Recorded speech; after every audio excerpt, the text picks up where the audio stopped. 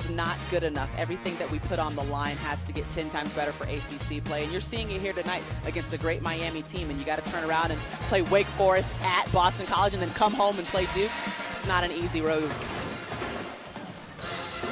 It's amazing how all of a sudden you wake up one day and you've got a losing record. You know, you're 1-1 now in the ACC. If you lose this one, which Georgia Tech is obviously in danger of doing, then you're 1-2.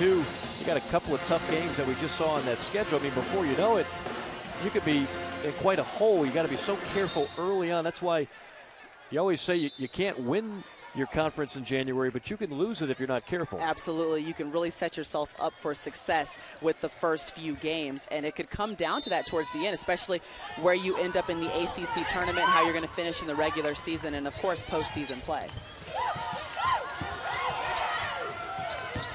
How long does Georgia Tech before you foul? You got to foul now, don't you? You would think they would be looking to foul, but it looks like they want to play one more hard defensive possession.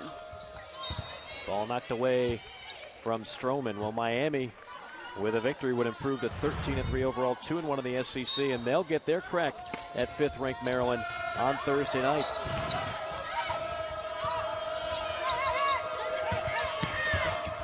Johnson with an easy path to the basket. And that might be the proverbial nail in the coffin. Yeah, that instant offense that Johnson provides gets the best of Georgia Tech again off the inbounds play. 24 for Johnson.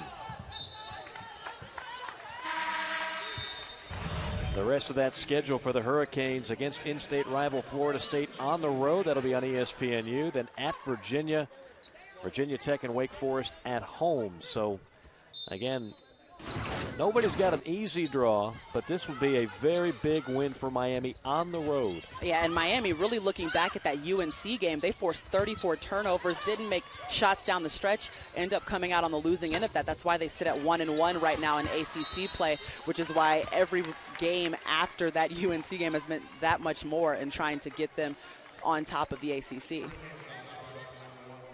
Georgia Tech 4 of 18 now from the three-point line, and haven't been able to get too many of them here down the stretch. Now, Georgia Tech can be very proud of the effort of this young lady. Sasha Goodlett has played a terrific ball game for the Yellow Jackets. Now with 19 points and 10 rebounds, another double-double.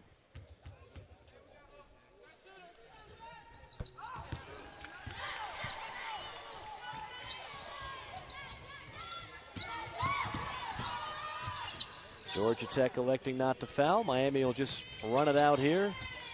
No need to shoot. Shot clock off.